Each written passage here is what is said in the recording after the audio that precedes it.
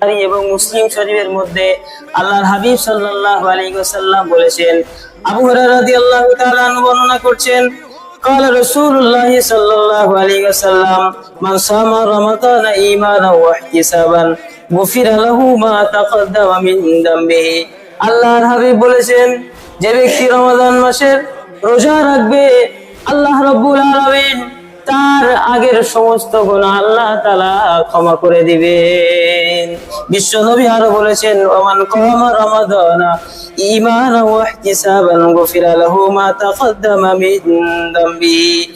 আর যে ব্যক্তি রমাদান মাসে রাতে ইবাদত করবে ঈমানের সাথে এবং সওয়াবের আশায়, আল্লাহ রাব্বুল আলামিন তার আগের সমস্ত গুনাহ আল্লাহ তাআলা ক্ষমা করে দিবেন।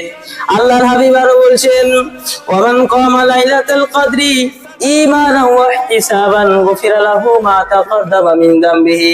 আর যে লাইলাতুল কদরে রাত্রি যাপন করবে, লাইলাতুল কদরে রাত জাগরণ করবে, দাঁড়িয়ে থাকবে, নামাজ পড়বে, আল্লাহ রাব্বুল আলামিন তার আগের সব গুনাহ আল্লাহ তাআলা ক্ষমা করে দিবে। সহিহ মুসলিম আর বুখারী শরীফের মধ্যে আল্লাহর হাবিব এটা বর্ণনা করেছেন।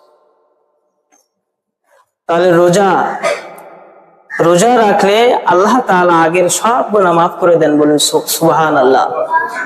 রোজা রেখে আপনি যদি তারাবিতে দাঁড়িয়ে যান, রাতের নামাজ অর্থাৎ তারাবি কিয়ামুল লাইল, আপনি রাতের নামাজ পড়েন অর্থাৎ নামাজ পড়েন, ঈশ্বর বলছে আগের সব গুনাহ ক্ষমা করে দেওয়া হবে, বলুন না সুবহানাল্লাহ।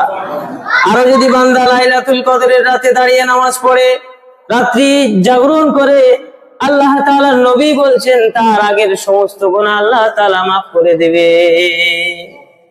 তাহলে আমাদের রোজা রাখা দরকার, তারাবিও পড়া দরকার। আর যখন কদরের সময় চলে আসবে, কদরের রাতেও আমাদের জেগে ইবাদত করা দরকার, বলুন।